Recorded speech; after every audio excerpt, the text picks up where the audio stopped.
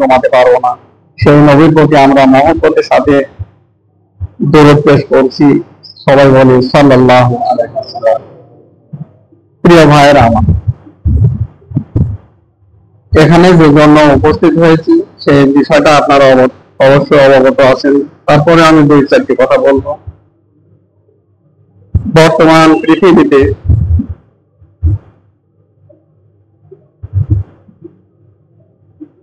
যুদ্ধ চলছে পারমাণবিক। আমাদের দেশের যুদ্ধ ভোট ব্যালটের মাধ্যমে। আমাদের দেশের যুদ্ধটা কিসের মাধ্যমে বলেন তো? ভোট ব্যালটের মাধ্যমে, ঠিক আছে? এটা কিন্তু একটা বড় জেহাদ। এই জেহাদে আমাদের প্রত্যেককে অংশগ্রহণ করতে হবে এবং প্রত্যেকের বাড়ি সাবধান করতে হবে যেন আমাদের বাড়ি থেকে একটি ভোটও ছিনতাই করে অন্য কেউ দিতে না পারে। বরং আমরা কি করবো, আমাদের কৌশলে হাঁটবো, কৌশলে আমরা ভোট মানুষের কাছে চাবো। বরং আমরা এমন কৌশল কিছু উত্থাপন করবো মানুষের কাছে, যে কৌশলগুলো প্রতি মাসে আমাদের নির্বাচনী মিটিং হবে এবং আরো ভালো ভালো মেহমান আপনারা পাবেন। মিটিং আরো উপজেলায় হবে, আমাদের উপজেলা থানা অফিসে হবে। উপজেলা অফিসে প্রতি মাসের 10 তারিখে মিটিং হবে। আপনারা আরো অনেক কৌশল শিখতে পারবেন। তো আমি বিএনপির ঘরে দেখবেন সেখানে ওই বৌমা আছে, দেখবেন একজন ইসলামী পরিবারের একজন বৌমা আছে। সে মনে মনে চাবে যে আমি একজন ভালো মানুষের আমার ভোটটা প্রদান করবো, আর ভালো মানুষের ভোটটা দিতে পারলে আমার আত্মাটা শান্তি পাবে। এরকম বাড়িগুলো আপনারা চিহ্নিত করবেন। এরকম বাড়ি আছে কেন? আমাদের এলাকাও আছে। আমি এই জন্য এই কথাটা আমি মনে করছি, আমাদের এলাকাও আছে। দুইজন বিএনপির নেতা, অথচ যিনি নেতা তার বউ ইসলামপন্থী, তার বেটার বউটাও ইসলামপন্থী। আলহামদুলিল্লাহ, আমরা তাদের সাথে যোগাযোগ করেছি। তারাই দেখা হলে তারাই আরো খোঁজ খবর নেয় ইসলামী দলগুলোর কি অবস্থা। এরকম বহু বাড়ি আছে, বহু নেতার। এই অধ্যাপক আমাদের সাবেক এমপি যিনি মারা গেছে আব্দুল কুদ্দুস, ওনার বউ কিন্তু বরখাবো। ওনার বউয়ের সাথে দীর্ঘদিন এদের মিলন ছিল না, দীর্ঘদিন এদের অনেক দূরত্ব ছিল। কি জানেন? এই বরখা পড়ার কারণে তালিম করে বেড়াইছে। এরকম বহু নেতার বেটার বউয়েরা, বহু নেতার বউয়েরাও ইসলামকে ভালোবাসে। এই জন্য যেখানে যে ফুল তোলা দরকার সেখানে সেই ফুল তুলবেন আপনারা, ঠিক আছে? যেখানে যে ফুল তোলার দরকার সেখানে আপনারা সেই ফুল তুলবেন। আপনার এই অঞ্চলে আমার মনে হয় এই ফুলটা তোলা দরকার যে এই বোয়াই গ্রামে আমরা ছোটতে বড় হয়েছি, আমি অন্তত একটা এমপিও দেখিনি। এখন যারা তারা হয়তো দেখতে পারে, কিন্তু আমরা একটা এমপিও দেখিনি। এবার আল্লাহ আমাদের সুযোগ মিলিয়ে দিয়েছেন। আমরা চাই বোড়াই গ্রামে একজন এমপি চাই। এই একটা আপনারা এই ভোটটা পাবেন। এবার আমরা অনেক দল দেখেছি, অনেক কিছু দেখেছি, খালি ওই ভোট দাসপুর নিয়ে আমরা ভোট দিয়েছি। ভোট দাসপুর দিয়ে আমরা মন্ত্রী বানিয়েছি। এবার আমরা একটাই ভোট দেবো। এবার আমাদের বাড়ির পাশে যিনি দাঁড়িয়েছে, ভোটে দাঁড়াইছে, আমরা তাকে আমার মূল্যবান ভোটটা দান করবো। প্রিয় ভাইয়েরা আমার, এই ভালোবাসে যদি আপনারা ভোটটা দিতে পারেন তাহলে কি হবে জানেন? এইভাবে অন্য বাসে আপনারা হয়তো বাধ্য হয়ে দিয়েছেন, কিন্তু ওই খারাপ জায়গায় যদি ভোট দেওয়া যায় তাহলে কি হবে জানেন? ওই যে সারা জীবন চুরি চামারি করে খাবে, মানুষের টয়লেট চুরি করে খাবে, মানুষের রিলিফের চাউল চুরি করে খাবে, মানুষের সম্পদ লুটপাট করে খাবে, ঘুষ খাবে, ওই ড্রাইভার গুলো কিন্তু কিছু না কিছু আমার ঘাড়ে হোক, কারণ আমার অ্যাকাউন্টে জমা হবে না, আমার অ্যাকাউন্টে কিন্তু এগুলো জমা হবে। প্রিয় ভাইরা আমার, যদি পৃথিবীতে একটি ভালো কাজ করেন আপনারা, তাহলে হাসরের মাঠে আল্লাহ তাআলা ওই কাজের বিনিময়ে আপনাকে জান্নাত দান করতে পারেন। বলেন সুবহানাল্লাহ। কারণ আল্লাহ তাআলা পবিত্র কোরআনুল কারীমে বলছেন যে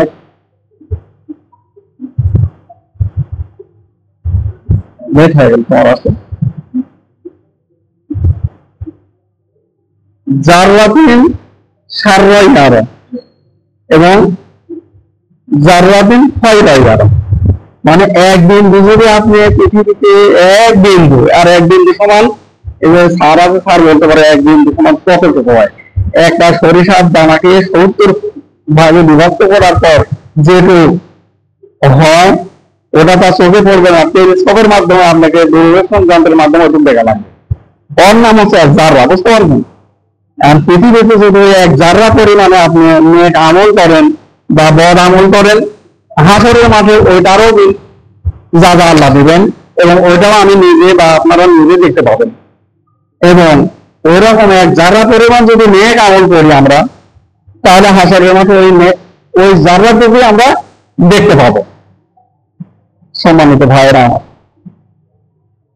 তো আল্লাহ তাআলা বলছেন যে বিসমিল্লাহির রহমানির রহিম, ইনিল হিকমু ইল্লা লিল্লাহ। আমি আল্লাহ তাআলা এই বিশ্বজাহানের প্রতিপালক, আমি সৃষ্টি করেছি এই প্রতিপালক, আমি প্রতিপালক এই বিশ্বজাহানকে সৃষ্টি করেছি। এই জমিন আমার, এই জমিনে হুকুম চলবে আমার।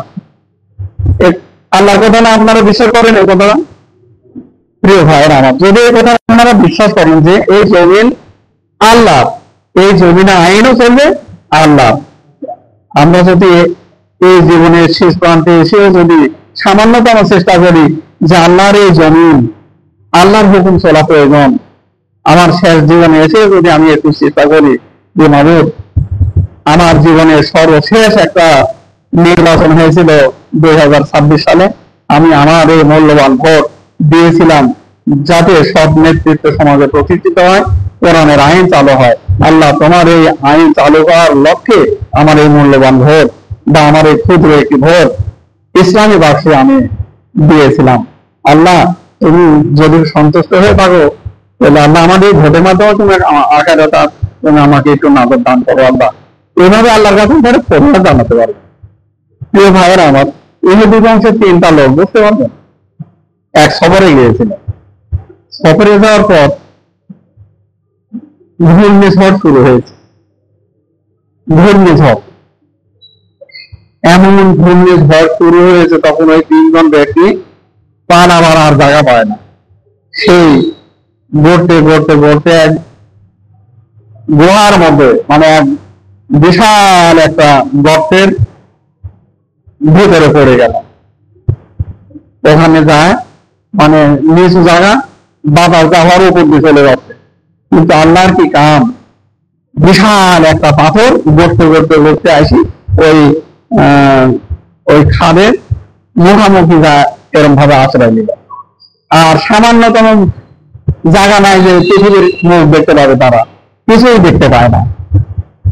তখন এইভাবে বোঝা যাচ্ছে যে পৃথিবীর বাতাস, ঘূর্ণিঝড় ভালো হয়ে গেছে। কিন্তু ওখান থেকে ওই পাথর আর 3জনে লাগে, মানে 20 জন লাগে ওই পাথর সরানোর ক্ষমতা নাই, বুঝতে পারছেন? এখন এই 3 বন্ধু যুক্তি করতে যে বন্ধু, এই পাথর সরাতে হলে আল্লাহর কাছে কান্নাকারি করা ছাড়া আমাদের আর উপায় নাই। তখন আমরা 3 জনই এই গর্তের মধ্যে পড়ে থাকবো, না খেয়ে থাকতে থাকতে এখানে আমরা মরে যাবো। তার চেয়ে আমরা কি করি, 3 জনের মধ্যে এক লিডার বলতেছে, 3 জনের মধ্যে দলে একজন লিডার আছে, একজন বলতে, ভাই আমি আল্লাহর কাছে একটু প্রার্থনা করি, তোরা একটু মনে করতে থাক তোদের জীবনে কোনো একটা ভালো কাজ আছে কিনা।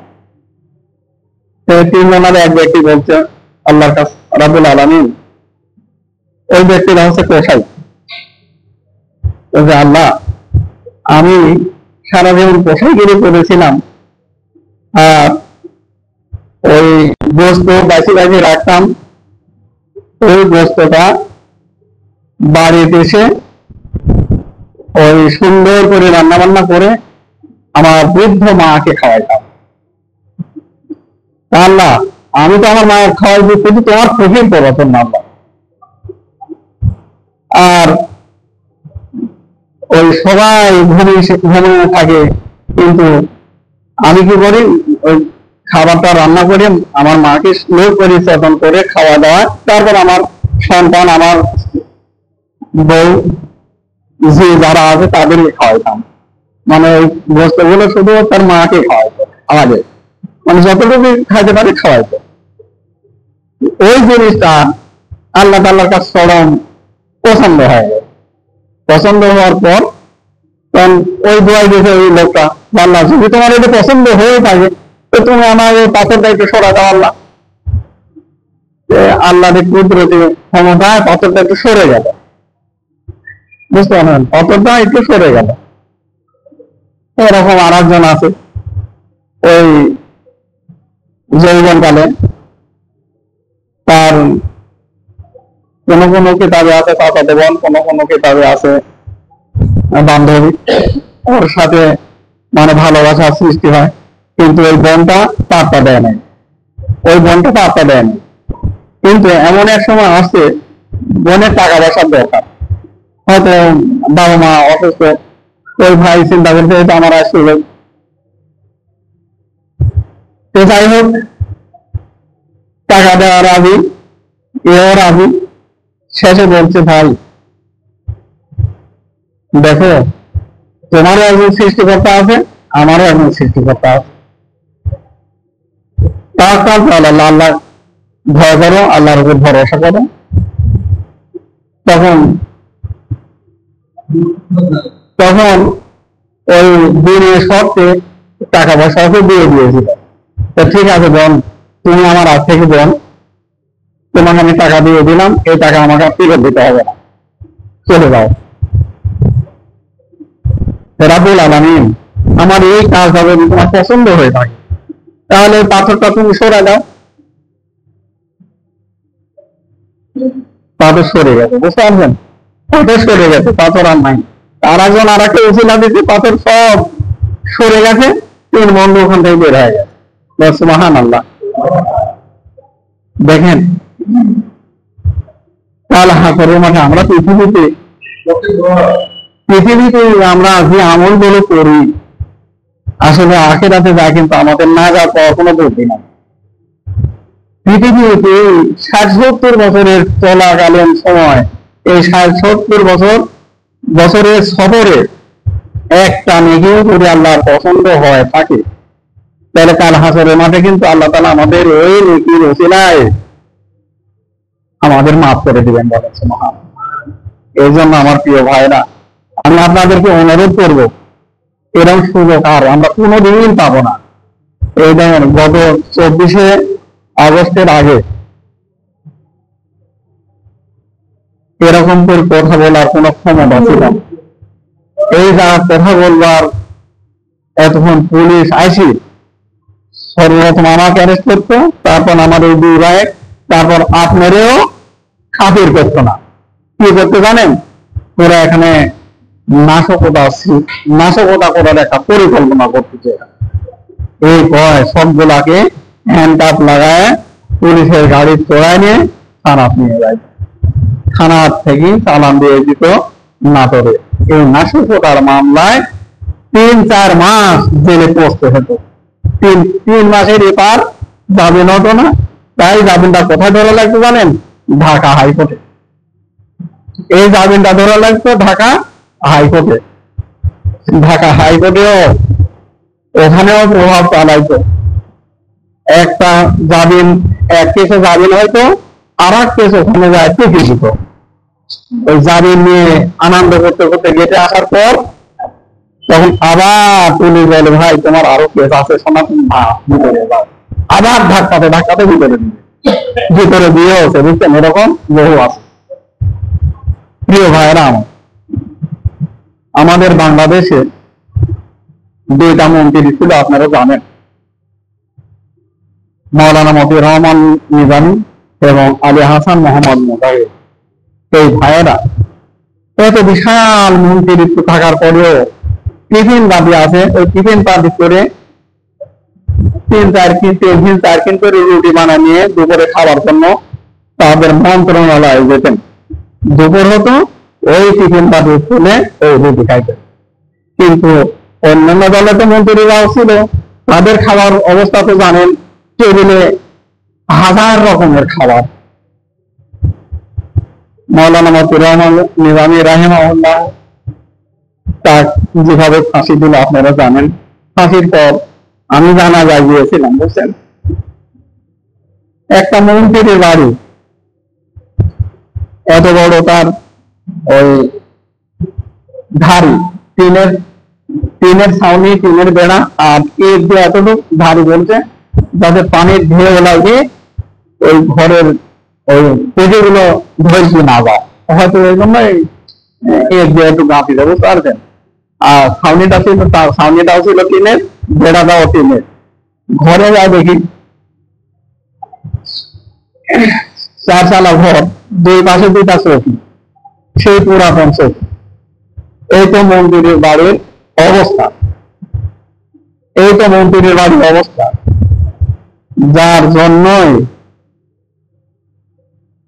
এই সংসদ ভেঙে দেওয়ার পর বিভিন্ন দলের মন্ত্রীরা হাজার হাজার কোটির দুর্নীতির কেসে পড়ে। এই 2টা মন্ত্রীর সব দূরবীক্ষণ যন্ত্র দিয়ে খুঁজে খুঁজে দেখে যে কোনো দুর্নীতি নাই, এদের কোনো মন্ত্রণালয়ে দুর্নীতি নাই।